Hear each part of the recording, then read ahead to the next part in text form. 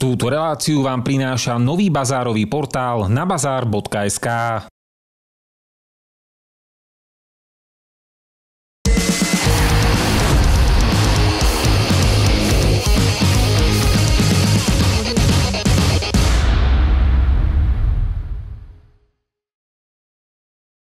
V Žiline už niekoľko desaťročí funguje mnoho športových klubov. V našej relácii sa budeme snažiť predstaviť väčšinu z nich, či už z pohľadu trénerov alebo samotných športovcov. Chceme ich tak podporiť a ukázať ľuďom športový život nášho mesta. Dnešný bojový deň začíname nikde inde ako v Diamond Gyme v Žiline a mám tu trénera, ktorý sa volá Patrik Glezl. Čau Patrik. Čau, nazdar. Ja začnem trošku netradične. Ako dlho poznáš Dana Popluhára? Tak s Danom sa poznám už cez 16 rokov isto. Pretože práve Dano je zakladateľ tohto gymu.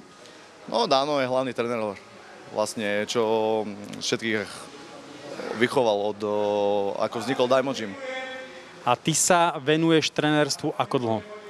Tak trénerstvu sa venujem 13 rokov.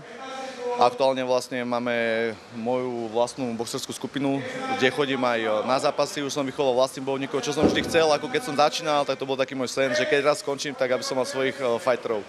A koľko máš členov, koľko ľudí vlastne pod tebou trénuje? Tak ono sa to stále strieda. Čo sa týka skupiny, je to od nejakých, na skupinu príde od nejakých 15-20 ľudí ako kedy, ešte aj čo sa týka mesiacov, je sezóna hlavná, potom leto je také voľnejšie a čo chodíme na zápasy, tak to je asi aktuálne 8 fighterov plus minus, keď sú nejaké zranenia.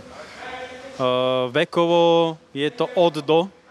Tak my tu nemáme hranicu ani vekovú, ani na váhu, ale tak ja beriem od takých 12 rokov do 99. A tí deti to zvládajú tak fajtovať? Tak je to formou hry, keď sú vlastne mladší, tak viac je to formou hry a už vlastne ako ich skúsenosti zberajú, tak tam aj dávame ťažšie cviky a už sa to vlastne odvíja podľa výkonnosti. Hovorí sa, že tréner by mal byť vždy vzorom. Ty si čo preskákal za tých 13 rokov? Aké máš za sebou úspechy? Tak ako tréner vlastne zúčastňujeme sa Slovenskej boxerskej ligy, kde sa vlastne pravidelne umiestňujeme aj víťazne, niekedy sú aj nejaké prehry, ale to patrí k tomu. A vieš sa ty pochváliť nejakými úspechmi alebo prehrami, alebo aj to teda k tomu patrí?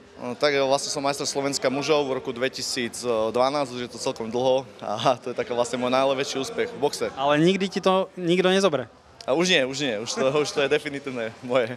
A hovoril si, že teda si nejakých už natrénoval, nejakých skvelých boxerov. Tí skvelí boxeri majú nejaké úspechy? No s nimi vlastne oni sú ako keby kvázi začínajúci, sú to mladí chalani, takže vlastne v decembri sú majstrovstvá Slovenska a tam sa to všetko ukáže, čo sme vlastne celý rok trénovali. Takže mali by sme sa tam ísť potom spolu pozrieť a fandiť tvojim chalanom? No jasne, nejaká podpora tam musí byť. Teraz vlastne máš jeden kurz, alebo ak by som to povedal, alebo je viacej profilov tých tréningov?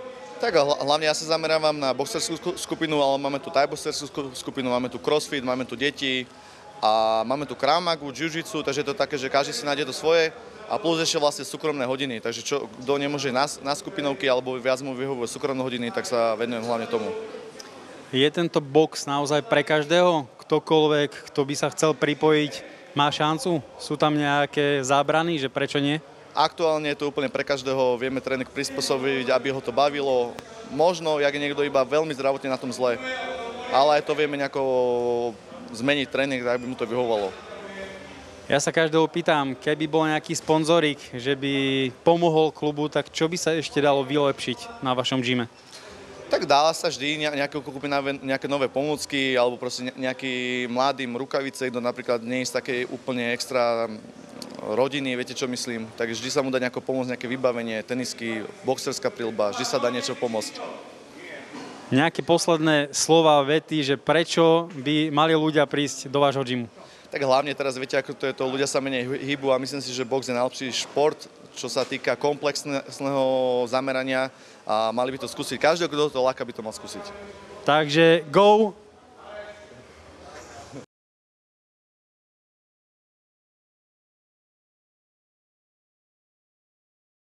Túto reláciu vám prináša nový bazárový portál nabazar.sk.